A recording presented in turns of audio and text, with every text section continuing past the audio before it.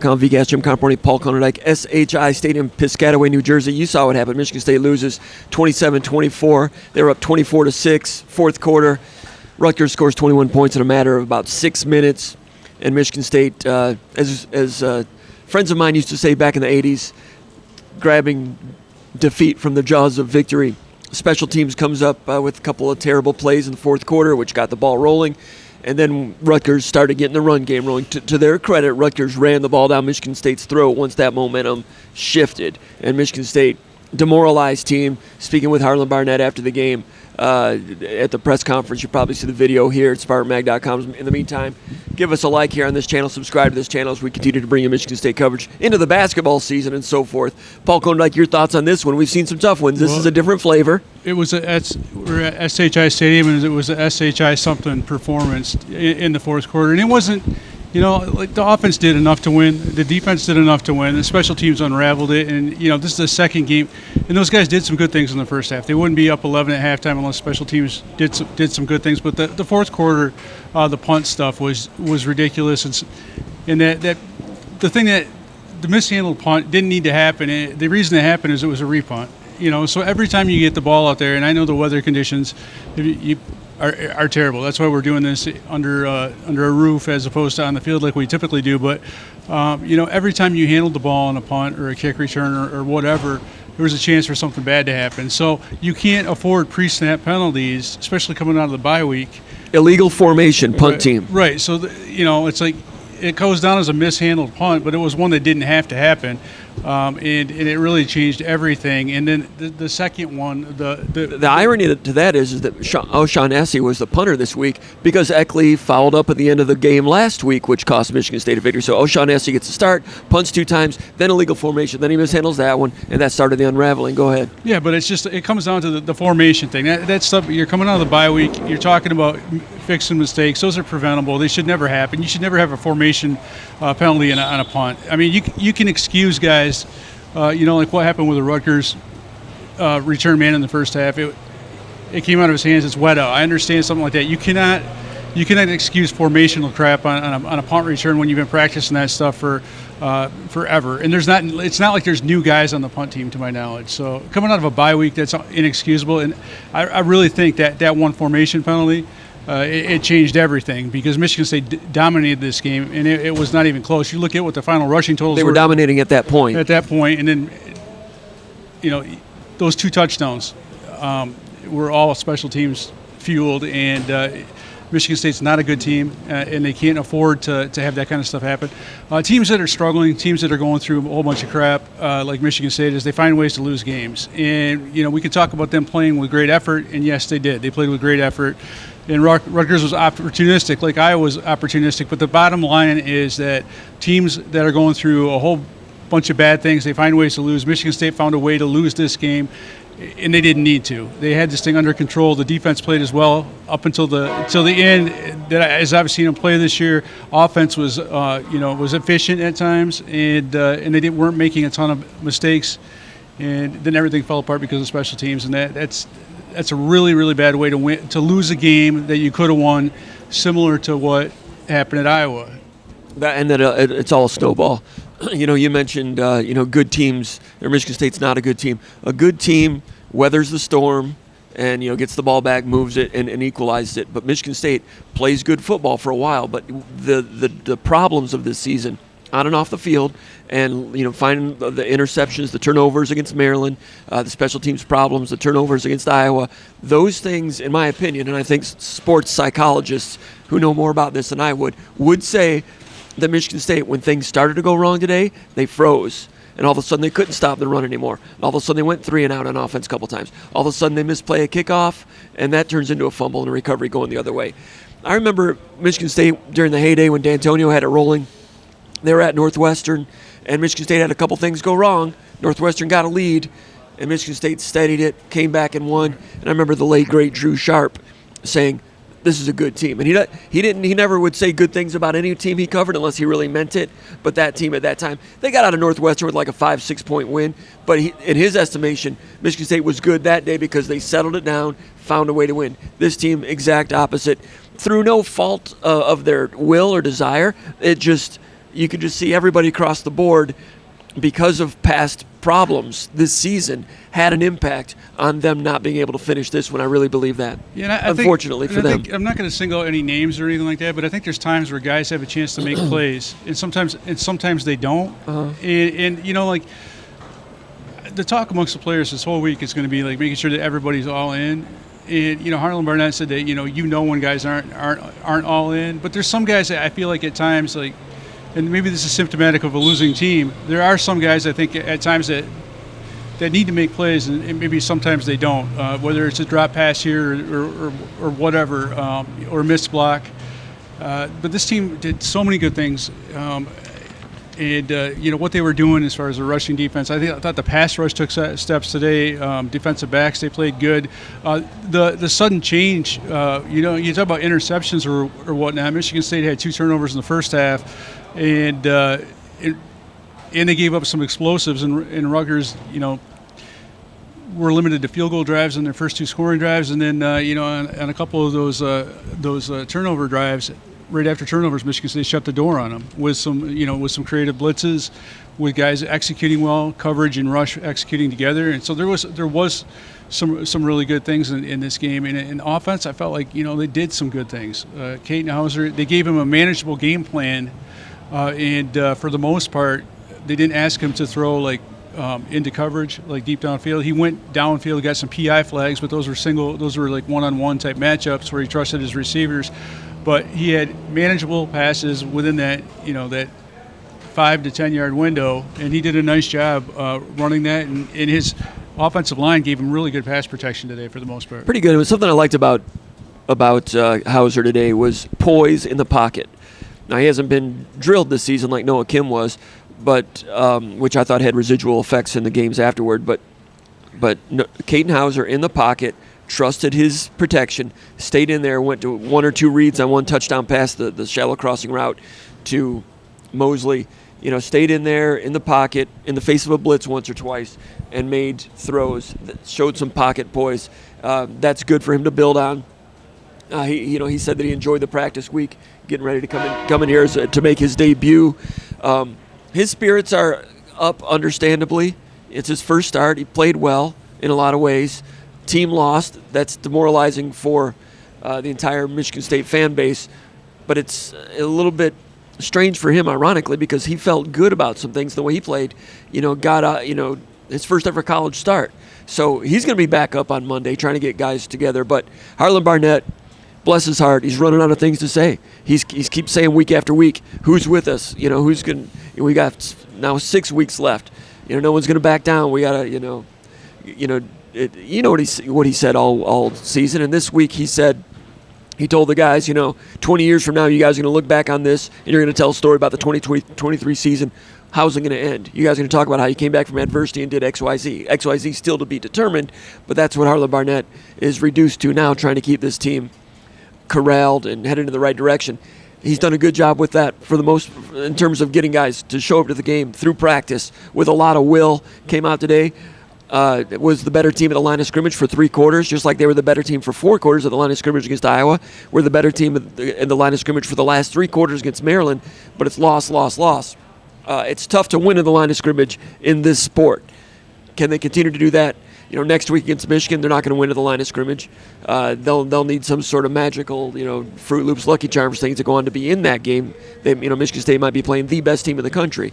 So weeks after that, if they want to go 6-6, they're going to have to upset somebody, whether it's Ohio State or Penn State, and then beat Nebraska and Minnesota. But nobody's thinking about 6-6 right now. They're thinking about how they can get back and get back to practice and show some will and resiliency, which is easy for us to say here. But when you're playing this grim sport of tackle football, that can be tough to do. I think they'll do it one more time. But, Paul, man, this ice is getting thin. Well, I mean, the resiliency thing is no question in my mind. But whether you can do it mentally, whether there's a question of if they have the bodies, if the personnel is available, they're gonna do it. But you look at even the running back situation coming in. Berger comes back, he's did pretty good today, did well. But was banged up a little bit. So you got Nate Carter, he's probably got some wear and tear on his body. He's not a huge dude. You got an offensive line that I think they played pretty well with each other coming out of the break. But you talk about resiliency. There's no question in my mind that these guys are going to saddle up and do their very best. Even when Rutgers was steamrolling them down the stretch, Monunga is a brutal tailback when he has an opportunity, and he did a great job down the stretch. But they're going to be resilient. Whether they can measure up is another question. Do they still have something to play for? For the Michigan game, rivalry game, they will, just as competitors and proud athletes. But yeah, I think so. I mean, they've got personal pride. I mean, I don't think, to be honest with you, I don't know how big a carrot a bowl game is. It's nice and it's good for the younger players and whatnot, but it's the personal pride aspect of like when you talk to guys like Aaron Brule today, Trey Mosley, guys that have been through some ups and downs, but they've got ownership of this team, and they want to see the thing turn. They want to see a reward for the effort that they keep on putting in to kind of keep this team galvanized. And I think for some of those guys, it's that's the task. It's a process, and they want to get it done. Whether they have bodies left, whether they have the talent to do it, that's another question. And the thing I don't like about this, like when teams go sideways, in some instances for things that they can't control, the kind of cop-out answer, the thing that everyone's looking for is when they quit. And I don't think this team is going to quit. I just don't know if they're going to have anything left in the tank at some point this season. There's a difference in my opinion. I think they've been resilient. I think they are resilient. I think the guys that are leading this team will continue to be resilient. Whether they can hold up against teams that are a lot better than them physically and mentally fresh, I don't know. I don't think that's probably going to be the case. Yeah, the one thing is they still think they're pretty good, and they're going to try to want to continue to prove that. Next week's going to be a gargantuan task. But in terms of bodies, I mean, I don't see a problem with bodies. I mean, at some point it could happen. I mean, Malik Spencer went down today. They went with Khalil Majid, and Majid made some plays and was okay. I'll give you an example. A guy like Simeon Barrow, and we've known he's a little bit healthier coming out of this game. He played a few more snaps, and then he I don't know if he got chopped or whatever, but he got up slow, went to the medical tent, and he came back late in the game, and he did his best. But that's a guy that's an impact player when he's healthy. That's a guy that they need when he's in there next to Harmon. Mm-hmm. It's a whole different animal. It's a disruptive type thing. They can push the pocket. They can get some four-man pressure. Those blitzes are a lot more effective because you have multiple guys putting pressure on the quarterback. And that's what I'm talking about. Like a guy like that is going to continue to go, but can he be the guy that he was or the guy that they need him to be? Yeah. And Malik Spencer went down earlier in this game and then went down again and never went back in. It looked like an upper body injury of some sort. Those things add up, and the run game goes south at the end, and some of those are probably the reason why. Harlan Barnett was asked about the inability of the defense to stop the run game late in the game, and he said he didn't have really answers for it. He needs to go back and watch it. That's understandable at field level. But he didn't really have any good answers on why they couldn't stop the run. To Rutgers' credit, they finished the game on the ground and did a good job with that. Now, I don't have any answers as to what was going on in the run game. Michigan State contained the run game for 3 quarters, and that was, I was writing the story, how Michigan State won this game, and that was going to be a big reason why. Then all of a sudden that flipped. As far as Hauser goes, Hauser today, 18 out of 29, 133. So efficient at 18 out of 29, not a lot of yards at 133, not a great day to throw the ball. He said he's never played in rainy conditions like this in his life. This is the first time ever. And I was wondering about that, whether, if they get rainy weather during the fall, last year when he was a freshman, do they practice inside or outside? I don't know, but it seems like at some point in practice last year he would have had a chance. I didn't ask him whether he had ever practiced in it before, but it said first time he'd ever played in it. Played pretty well, got lucky on an interception that should have went the other way. They fooled him on a cover 2, and he threw it down here in the cloud coverage area, and they dropped an interception, and it went through his hands, and Evan Morris ended up catching that one. And he threw an interception on a free play. They were offside, so he actually threw 2 balls that should have been interceptions, but the one on the free play is kind of understandable. The 2 touchdown passes were excellent. Montori Foster on one, and that the one that gave Michigan State a 24-6 lead.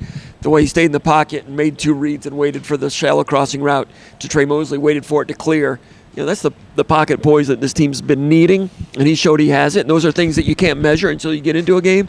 He showed that he had that today, which is nice for him for the future as a redshirt freshman. The biggest question for me going forward with him is, okay, he had a clean pocket, right? I mean, there wasn't very many instances of where Rutgers got free a couple times on defense, and on a design run they got him in the backfield, but this is the best pass pro that I've seen Michigan State give a quarterback. There wasn't really any breakdowns where he had to be like scrambling for his life. Yeah. So my question is, that's an ideal situation for a guy like that to play in his first game when you've got an offensive line that takes care of business and gives you a clean pocket. So the next step is how do you handle yourself when there is not a clean pocket, and that's something we haven't seen. But I will say, to his credit, for a kid that grew up in Las Vegas, played high school football in California, for him to handle himself as well as he did in the wet and the cold is a feather in his cap, because you saw guys that are from warm weather climates, that dressed up like they're going ice fishing today on there, and he handled himself very well. Did a good job. The run game, we talked about this on the way up here to the press box area, that I felt as the game progressed that Michigan State's run game had been pretty productive and pretty good. But you look at the stats, Nathan Carter, 20 carries, 2.6 per carry. Had some negative plays in there also. Jalen Berger made an impact, 11 carries, 49 yards, 4.5 per carry. Hauser did some damage with some quarterback draws, but overall Michigan State rushers for like 120 or so, maybe 140 if you take away that muffed punt situation. But I guess they didn't play a fourth quarter. They only had 6 plays in the fourth quarter while all that was spiraling out of control. But the ground game, I thought, was pretty good. The stats sheet doesn't really bear it out necessarily. Berger gave him a little bit of a lift, but I'm still puzzled as to what the whole run game meant for Michigan State today. I thought it was all right, but the numbers are messing with me, Paul. I think if you go back and you look at the ones on the scoring drives, where they moved the ball, I think you look at like the first couple plays of the games where you had gain of 4, gain of 5, those type of things. So I think that's where the disconnect is. Mm-hmm. It's misleading because on their scoring drives, when things were going well, I think they were able to run the ball effectively, and sometimes short runs. If you have the 3rd and 1 type deal and you're able to pick up 3, your stats are a little bit skewed. So I think they had some meaningful runs, especially in the scoring drives, and even in that field goal drive at the end of the first half, they had a couple effective runs in there. So I think a lot of it was when it happened, and I think in the second half where it kind of went wrong is on those instances where you weren't on schedule, so to speak, on first down and that. But when it was good, and it's kind of disappointing from an all-around perspective, because I can't look at the offense or the defense and say, you guys deserve to lose this game. It's just the breakdowns on special teams, and it changed everything for Michigan State today. And I've rarely seen something like that happen, and I think that's why I would consider this one of the arguably the most disappointing game I've seen during the regular season. I'm not going to say it's up there with the Wisconsin Big Ten championship game where Michigan State in the I think 2011. Kirk Cousins, Russell Wilson dueled it out for the second time, and Michigan State lost an opportunity to go to the Rose Bowl, something that was huge for the program. That was different. That was like a postseason type thing. But just for terms of personal pride, for a group of guys that deserve to feel good about something, this was just a heartbreaking loss. And I feel bad for these guys, actually. Yeah, there's other losses when they've had maybe something to build toward. D'Antonio's last year, they had that comeback loss to Illinois, but they still were going to go to a bowl game. It's just a matter of which bowl game, and that was certainly ugly and unbelievable. Last year, Michigan State lost the game to Indiana, had a 24-7 lead or whatever it was at halftime. Indiana came back, and that loss ended up costing Michigan State a bowl game, going 5-7. Some of the other ones, the Drew Stanton game at Michigan when Michigan State was leading by 17, that's the most demoralizing loss I've ever seen for Michigan State since I've been covering. In terms of what they could have gained, that was the John L. Smith era between that one and losing a 17-point lead against Notre Dame. I think maybe the following season, those two games could have really done a lot for that program. In those cases, they had a chance to really build on something. This year, no one's making any, no one's really pretending that they could have built much from this season. Maybe get to 6-6, go to the Quick Lane Bowl or whatever. It's not like you've got a big carrot that's in front of you that you got a chance to really go after. It's personal validation. It's for your hard work. You want, when you keep on getting off the mat like they've gotten off the mat, you want to, you want something good to happen. Yeah. And that's kind of why, for me, it was demoralizing, because you want these guys to feel good about something. Yeah, in terms of players feeling despondent and crushed and heartbroken and stunned, yeah, this is pretty. You can tell there's a lot of pain with these players, and that's difficult to watch. And the sad thing is, it kind of equals the Iowa game in some ways. I mean, that one was worse. equally. This one's worse. You think I think so? it's worse than the Iowa game because that game, even though Michigan State should have won that game, in my opinion, and there was the punting errors late. This one was it was 24-6 or whatever it was. I mean, that's like in fourth quarter. And Rutgers can't do anything. They can't do anything until Michigan State gives them 2 touchdowns, spots them 2 touchdowns on special teams plays. And we talked about the mishandled punt, but the Terrell Henry on the that's a guy that's not afraid to. That's a guy that's not afraid of traffic. He's not afraid to come up and run up and catch something. He's a guy that's shown some heads up, savvy at times. But I imagine that's something that you've got to practice it. Something about go ahead. I don't know. It's just it's the special teams operation. Like, for as much as we hear, and I don't want to single out like Coach Els or anything like that, but for as much as we've heard over the years about Coach Els is such a it's such a great special teams coach, I don't understand how operationally things can go wrong. Like in a situation like that, like you've got to know that the guy can catch the ball. Well, what Barnett said about it was interesting, and I appreciate Barnett's comments, but it leaves them open to criticism. He said they had their onside kick team in there. I mean, the score is 24-21 with 8 minutes to go. They're not going to onside kick at that point. I get it. But I mean, Michigan State's got their onside kick. I don't know if he said hands. He said onside kick formation. So they do a pooch, and I'll have to look at it again, but I assume they didn't have it was into a gap with not many players there. So what Henry did, you may have already read this or seen it. Barnett said that Henry didn't quite feel that he could get up there quick enough to make a fair catch at about the 23-yard line. So he didn't make the fair catch. The ball bounces, and he's ready to field it off the bounce. Instead, it takes a bounce back toward Rutgers. You saw it. Now there's a collision, loose ball, and they score. They recover 25-yard line, score in one play. But onside kick formation with 7 minutes to go in a 3-point game. I'm sure people will be talking about it, but you go back to other special teams miscues with the fake punts that they've allowed. You think they're going to onside kick with 7 minutes to go? I think that Rutgers, it's something you got to be aware of. But if you're going to do that, hey, listen, if you're going to do an onside kick formation, the guy back there, Terrell Henry, he has to know to get up there and get it. He's deep at the goal line. He's got to run up to the 23-yard line to get it because there's a gap in people there. I got to look at it again to see where the 11 were, but wow, I mean that's one of those, another one where they kind of froze a little bit, and Rutgers pounced on it and got the run game going. Michigan State with the run game today ran some counter plays, had those little 3-5 yarders like you said. Never really had like that 15, 25 yarder, which can really pad the stats. The max was 10 yards. I think the Max Berger had 10 yards a couple of times. And credit to Rutgers on that one, hanging in it. Now, Rutgers did give up.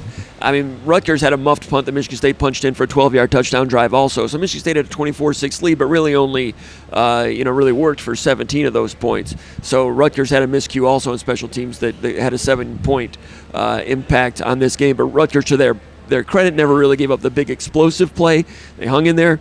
Defense, they don't make many mistakes. I mean, Michigan State did well on the ground for the first 3 quarters of the game, but Rutgers just kind of hung in there. And then when the game turned, they believed well enough to finish it out. Now they're 5-2, right, and they're headed toward maybe a 7-5, 8-4 type of season. And Michigan State, they played Iowa last week. I think Iowa's going to end up going 9-3, 10-2, and the difference between 9-3 and 4-8 or whatever Michigan State's going to be, as D'Antonio used to say, it's that much in some ways, and in some ways it's the Big Ten East, Big Ten West schedule, and Michigan State taking it on the chin this year. And and in the midst of all this, these players don't know who is going to be their coach next year. And hey, let's face it, it's the transfer portal era. We don't know how many of these players are coming back to Michigan State next year. I mean, Hauser feels good about how he did today, but you want to say, hey, man, is this guy going to be the leader of this program going forward? We don't even know that. Don't know who the coach is. Don't know who's going to transfer. Really a bizarre situation in that regard. Adding to this, unlike anything I've seen covering Michigan State, it's college football today. It's the way it is. Yeah, and some of our colleagues at other programs have had to experience this. But, like when you're looking at coaching changes in the NIL area, you're looking at an outflux of upwards of 50 players potentially. And it's possible. And any good game that a young player puts on tape is reason for him to be recruited by somebody else, because it is there's not like the NFL. There's not enforced no tampering type rules. So it is a really difficult situation. And they're playing hard, Paul. Yeah, and We take that. I take that for granted because these guys have worked for something and they're competitors. And I honestly think they wouldn't be at this level of football for the most part and get to the point where like you're in the two deep.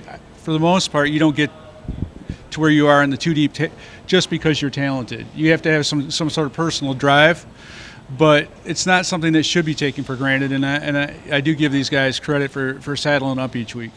Noah Kim did not throw during pregame practice. Talked to Harlan Barnett about it after the game just to clarify, and he said Noah Kim could have played today, but if the situation had warranted it, Sam Levitt, the true freshman, was the number 2 quarterback today.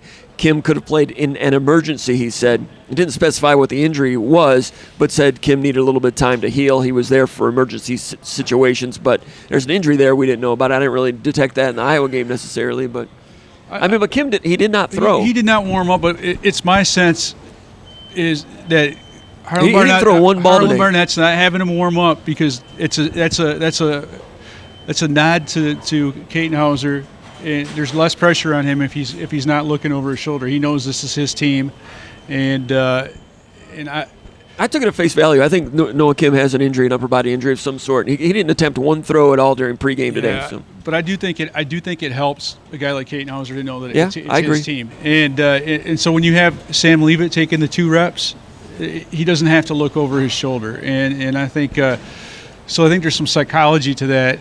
It's probably, if there is an injury to Noah Kim, it probably is throwing related because I did see him when they were moving the huddle. Him jogging up the field, he didn't seem to be jogging with any limitations. Mm-hmm. And Hauser did not look like a debut redshirt freshman quarterback today. Even his disposition after the game, he's got a maturity about him, and he's got a bright future.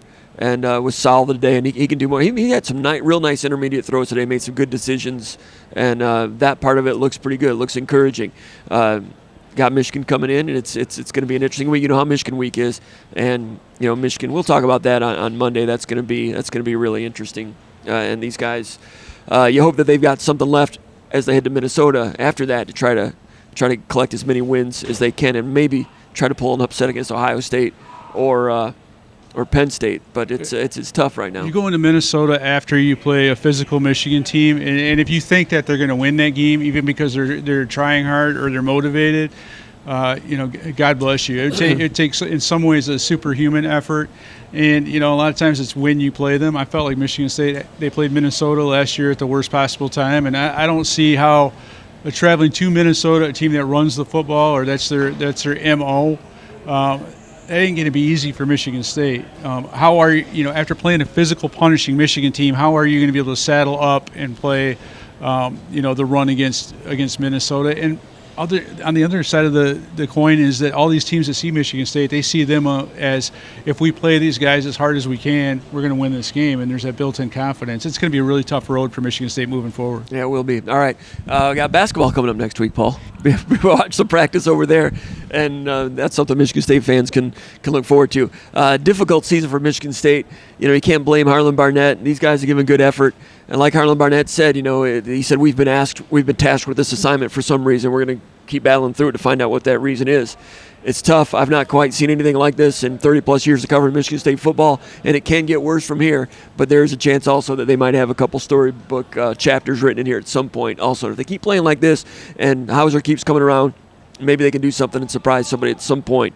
But a lot of credit to their heart because they showed that today, but they also froze up, and I don't blame them for that either. A lot of circumstances fed into that. Anything else, Paul? No. For Paul Konyndyk, my name is Jim Comparoni. I've been watching the VCast from Piscataway, New Jersey with the Spartans. The VCast, Spartan Mag.